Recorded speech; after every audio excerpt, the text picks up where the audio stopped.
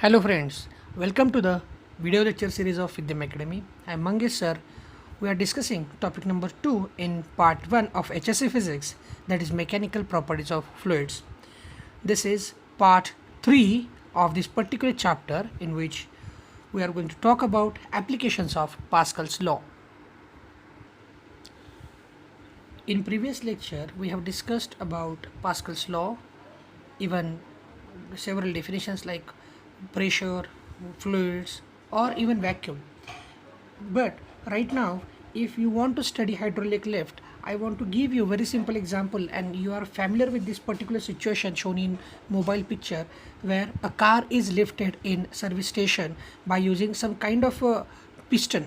Okay, हे एक familiar example आहे तुमच्यासाठी, जिथं कार ही लिफ्ट केली जाते एक सर्टन मशीन वापरून. आणि तुम्ही जर पाहिलं तर खूप छोटासा फोर्स किंवा छोटासा एरिया आहे ज्यावरती ही कार टोटली लिफ्ट केलेली आहे. अगदी छोटीशी वस्तू एवढी मोठी कार कशी काय उचलते, एवढं वजन त्याला कसं काय पेलू शकतं, हे आपल्याला समजून घ्यायचं आहे. And this is nothing but a hydraulic lift. To understand it we have to understand concept of piston. Car मशीनमध्ये जे कार लिफ्ट आहेत त्यामध्ये पिस्टन असा बराच वेळा शब्द होतो, किंवा जेव्हा प्रेशरबद्दल आपण बोलणार तर पिस्टनच्याबद्दल आपल्याला बोलावंच लागेल. सो एक जनरल पिस्टनची आयडिया देतो आहे, हे लक्षात येत असेल. इंजेक्शनचे सिरिंज आहे. ओके, सो पिस्टन दुसरं तिसरं काही नाही.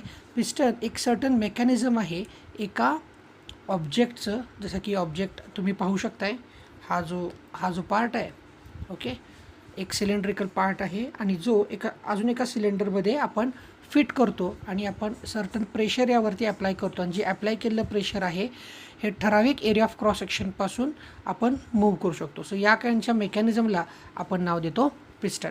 सो हायड्रोलिक लिफ्टमध्ये होतं काय, हायड्रोलिक लिफ्टमध्ये एक्झॅक्टली अशा दोन टाईपचे पिस्टन आहेत. ओके, जर पहिली गोष्ट लक्षात आली असेल हायड्रोलिक लिफ्ट अंडरस्टँड करण्यासाठी, ती म्हणजे आहे पिस्टन. आणि अशा टाईपमध्ये साधारणतः दोन पिस्टन आहेत. जसं तुम्ही बघू शकता, आत्ता मी सांगितलं ना की हा एक एरिया आहे फिक्स आणि हा एक एरिया आहे दुसरा. तर ह्या दोन एरियामध्ये हे जे शेडेड रिजन आहेत हे इनसाईड किंवा आउटसाईड मोशन करण्यासाठी कॅपेबल आहेत. जसं इंजेक्शनमध्ये तुम्ही हे पाहताय ना, हा जो ब्लॅक स्पॉट आहे जो मी मूव्ह करतो आहे, तर हा जसा इनसाईड किंवा आउटसाईड मेकॅनिझम करू शकतो, त्याचप्रमाणे या हायड्रोलिक लिफ्टमध्ये हा जो शेडेड रिजन आहे हा आत येऊ शकतो किंवा बाहेर जाऊ शकतो. इथंही आत येऊ शकतो, त्याचप्रमाणे तो बाहेर जाऊ शकतो. सो अशा प्रकारचे दोन पिस्टन आपण अटॅच केले, बट जे ह्या दोन्ही ऑब्जेक्ट जे आहेत हे एकमेकाशी कनेक्टेड आहेत. ओके, सो पास्कल्स लॉमध्ये आपण काय पाहिलं होतं, सेकंड थिंग ह्यामध्ये ही तीच गोष्ट महत्त्वाची आहे. What is Pascal's law?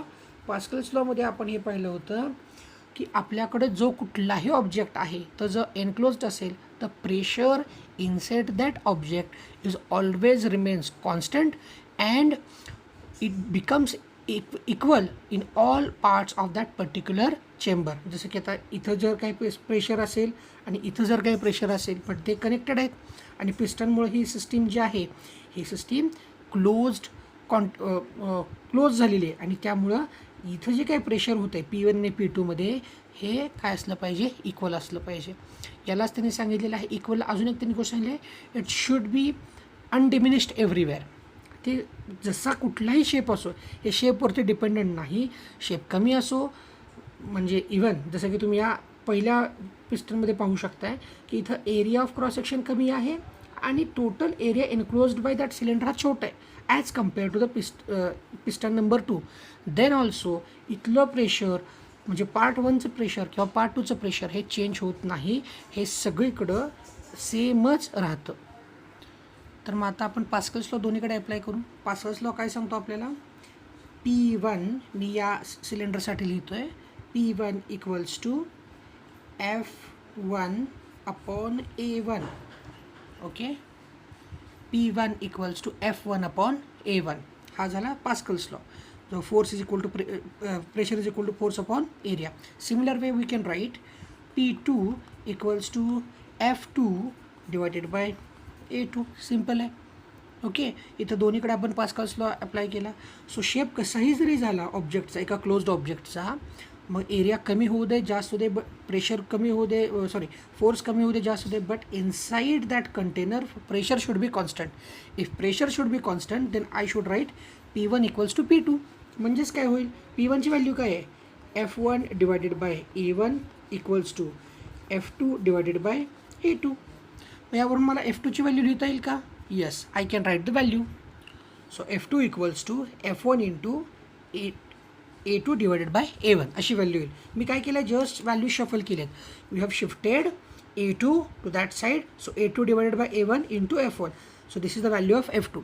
So what is the meaning of this particular formula? The formula is, if you apply very small force on piston 1 which possess very small area A1, that will give you pressure. So इथलं जे pressure आहे हे F1 by A1 असं लिहिलं आपण, but इथं area छोटा आहे आणि फोर्स पण छोटा आहे. बट जेव्हा हे इथलं जे प्रेशर आहे अनडिमिनिश्ड इकडं ट्रान्सफर होतं आणि सेम प्रेशर मेंटेन होतं, पण इथं A1 A2 आणि F2 सेम नाही आहेत ना, त्यांचे व्हॅल्यूज वेगळे आहेत. पण हा रेशो मेंटेन करतो आहे आपण, त्याला होतं आहे काय बघा नक्की, इथला एरिया जास्त आहे. मग आता काय झालं की डिनॉमिनेटरची जर व्हॅल्यू वाढली, पण P1ची व्हॅल्यू मेंटेन करण्यासाठी F2ला सुद्धा काय व्हावं लागेल, वाढावं लागेल ॲटोमॅटिकली. म्हणजेच काय होतं, to maintain that pressure when you apply very small amount of force on piston 1 to maintain pressure inside the chamber, F2 will be increased. लक्षात येत आहे, हे प्रेशर मेंटेन करण्यासाठी छोट्याशा एरियावरती लावलेला गेला फोर्स हा इथं जे प्रेशर अनडिमिनिश्ड ट्रान्समिट होईल, परंतु या मोठ्या एरियावरती हे FP2 जे अप्लाय होईल आणि त्यानं दिलेला जो फोर्स असेल हा F2 काय असेल, जास्त असेल. लक्षात येतं आहे. सो हे बेसिक ॲप्लिकेशन आहे. Now next is hydraulic brakes. Hydraulic ब्रेकची जी बुकमधली इमेज आहे ती इथं तुमच्यासमोर मी रिप्रेझेंट करतो आहे. इथं काय अंडरस्टँड करून घेण्याचं आहे आपल्याला, की इथं जे काही पिस्टन आहे त्याच्यामध्ये जो मिडलवाला जो आहे तो आहे मास्टर पिस्टन, आणि जे बाकीचे तुम्हाला 4 दाखवले ते स्लेव सिलेंडर्स आहेत किंवा ते स्लेव पिस्टन्स आहेत असं तुम्ही म्हणू शकता. आता होतं काय की जो मिडलवाला जो मास्टर सिलेंडर आहे याचा एरिया ऑफ क्रॉस सेक्शन छोटा आहे. डायग्रॅममध्ये सगळे इक्वल दिसत आहेत, बट रिॲलिटीमध्ये याचा जो एरिया ऑफ क्रॉस सेक्शन आहे तो छोटा आहे, आणि बाकीचे जे स्लेव सिलेंडर त्यांचा एरिया ऑफ क्रॉस सेक्शन मोठा आहे. आणि मगाशीच आपण बघितलं होतं, जे मागच्या एक्झाम्पलमध्ये बघितलं आपण हायड्रोलिक लिफ्टमध्ये, जिथं छोटा एरिया छोटा फोर्सला, बट पास्कल्स लॉप्रमाणे काय होतं, प्रेशर मेंटेन करताना मोठ्या एरियावरती मोठा फोर्स दिला जातो. ओके, हे आपण मागच्या टॉपिक हायड्रोलिक लिफ्टच्या सेक्शनमध्ये बघितलं. पण मग हे एक्झाम्पल आहे कुणाचं, तर सगळ्यात सोपं मी तुम्हाला आयडिया सांगतो. ज्या नवीन बाईक्सना तुम्ही बऱ्याच वेळेला घेतल्यानंतर डिस्क ब्रेक आहे असे शब्द तुम्ही सांगता. सो डिस्क ब्रेक एक प्रकारचे हायड्रोलिक ब्रेक्स आहेत. ओके, मग तुम्ही काय करता, जसं की इथं डायग्रॅममध्ये दाखवलेलं आहे, कार असो किंवा टू व्हीलर असो, इथं तुम्ही काय करता की हे ब्रेक पॅडल दाबता. हे ब्रेक पॅडल प्रेस केल्यामुळे काय होईल, सम small amount of force will be applied on master cylinder, and so to maintain the pressure equilibrium inside that container, that pressure will be transmitted everywhere to the slave cylinder. Now slave cylinder possess more area of cross section as compared to the master cylinder, आणि म्हणून त्यावेळेचं तिथं apply केला जाणारा force आहे तो पण काय असतो, जास्त असतो. आणि त्या फोर्समुळं काय होतं, हे जे हा जो पार्ट आहे स्लेव सिलेंडरचा हा आउटसाईडला पुश होतो, आणि जेव्हा हा आउटसाईडला पुश होतो, इट मूव्स फ्रिक्शन पॅड्स, जे कार व्हेकलला व्हीलला थांबवणारे जे फ्रिक्शनचे पॅड्स आहेत हे त्या व्हीलला जाऊन अटॅच होतात, आणि त्यामुळं जी व्हीलची मोशन आहे ती स्लो व्हायला लागते. अशा प्रकारे ब्रेक लागतो. This is the mechanism of hydraulic brake. या पद्धतीचेच ब्रेक, ज्याला मी डिस्क ब्रेक म्हणलं, हे ऑलमोस्ट आजकालच्या सगळ्या कार किंवा टू व्हीलरमध्ये आहेत. आता आपण नेक्स्ट सेक्शन बघूया. Now we will go and try to understand what are the type by which we can measure the pressure. So या पर्टिक्युलर सेक्शनमध्ये आपण काही बेसिक आयडियाज बघणार आहे की खूप काही वर्षापूर्वी प्रेशर मेजर करण्याच्या बेसिक टेक्निक्स कुठल्या होत्या. So first technique is mercury barometer. Mercury barometer consists 2 parts. First part is a small dish in which mercury is kept. Second part is a test tube, and this tube is inserted in this small dish in inverted manner. But a condition is this tube is near about 1 meter in length and is area of cross section is nearly 1 centimeter. या दोन conditions आहेत या ट्यूबला निवडताना. So what is going to happen? As I said, we are going to fill this small dish by using mercury, and at the same time we are going to fill this particular test tube up to its brim, म्हणजे पूर्णपणे ही आपण taste tube भरून घेणार आहोत. And then this test tube is inverted in this small dish. मग काय होईल? Then एक अशी कंडिशन होईल आणि थोड्याफार प्रमाणामध्ये मर्क्युरी हा स्लिप ऑफ व्हायला लागेल आणि या इथं या स्मॉल डिशमध्ये तो मिक्स होईल. सो जसा मर्क्युरी खाली जाईल तशी इथे आपल्याकडं एक वॅकंट स्पेस तयार होईल. याला दुसरा वर्ड आपण वापरू, इथं व्हॅक्यूम क्रिएट होईल. And this particular vacuum is known as Torricelli's vacuum. आता टॉर्सिलिस व्हॅक्यूम का? Because this idea of mercury barometer was given by Italian scientist Torricelli. So या पर्टिक्युलर ॲस्पेक्टला किंवा या पर्टिक्युलर डिव्हाइसला टॉर्सिलिस डिव्हाइस असंही म्हणतात. Consider different points in this barometer like A, B or C. Okay, so A is at top side. A पॉईंटच्या वरती जो टॉप साईडला आहे याच्यावरती व्हॅक्यूम आहे. So there will not be any force applied on point A. So if there is no force, if there is a vacuum, then pressure at A, point A will become 0. लक्षात येते? At the same time we have to consider point B और C. C इथं पण लिहिलं, इथं पण लिहिलं, कुठलाही कन्सिडर करा, काही डिफरन्स नाही आहे. सो पॉईंट मी फक्त हा कन्सिडर करतो आहे. पॉईंट बी और पॉईंट सी हे सेम हाईटवरती आहेत एका रेफरन्सपासून. जर आपण याचा बॉटम कन्सिडर केला स्मॉल डिशचा तर हे दोन्ही एकाच हाईटवरती आहेत. ओके, सो आता आपण पॉईंट सीचा पण विचार करू. सो पॉईंट सीला काय? पॉईंट सीचा जर विचार करता, pressure at C is atmospheric pressure because this mercury is directly contact with air. So atmospheric pressure इथं काम करेल. लक्षात येते? At the same time we have to understand that pressure at B will be exactly equal to the pressure of C also. So PB आणि PC चं pressure सुद्धा same आहे because they are at same height. Okay, so आता आपल्याला हेच prove करायचं. जर इथं जर सी वरती जर ॲटमॉस्फेरिक प्रेशर आहे तर बी वरती सुद्धा ॲक्ट होणारा प्रेशर आहे ॲटमॉस्फेरिक आहे. हे कसं प्रूव्ह करता येईल बघू.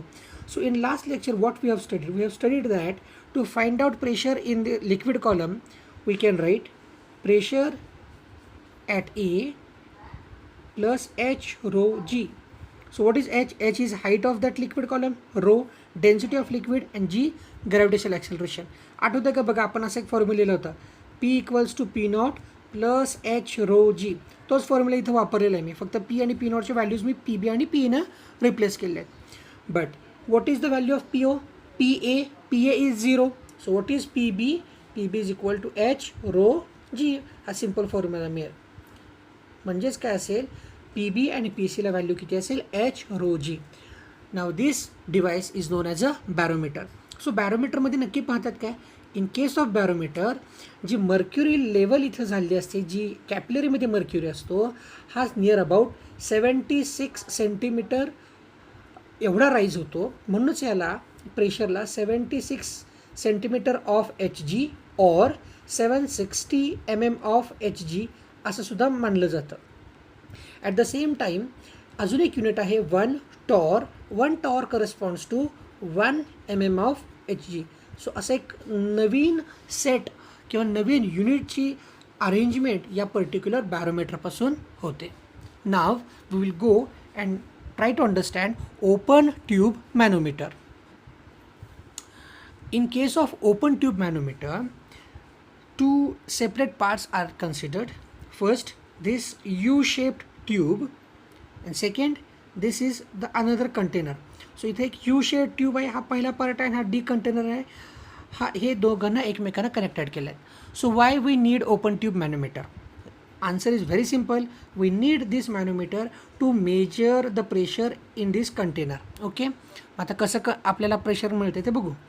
As I said, in the first section of manometer किंवा जो पहिला कंपोनंट आहे जी त्यामध्ये यू शेप्ड ट्यूब आहे अँड त्यातला जो एक आर्म आहे हा डायरेक्टली एक्सपोज आहे ॲटमॉस्फेरिक एअरशी, whereas second arm is directly connected to the container D.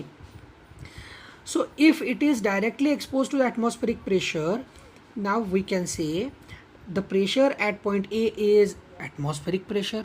Okay. Now I will consider two different points in this U-shaped tube. Let us consider point B and point C, which are at same height. आत्ताच आपण पाहिलं होतं, if points are at same height in a same container or chamber, at that time pressure acting on both the points will be equal. Okay, so B आणि C चा pressure हे equal असलं पाहिजे, याची आपल्याला आयडिया आहे. And what is the height difference between A and B? That is given by H. Okay, so जो आपला नॉर्मल फॉर्म्युला आहे, जो आपण प्रेशरसाठी शिकलो होतो, तो असा होता P is equal to P naught plus H rho g. तोच फॉर्म्युला मी इथं अप्लाय करू शकतो ना. त्यामुळे मी काय लिहू शकतो, what is P B is equal to P A plus H rho G. Okay, simple formula आहे. बट आत्ताच मी काय सांगितलं, पी बी आणि पी सी दोन्ही सेम आहेत ना.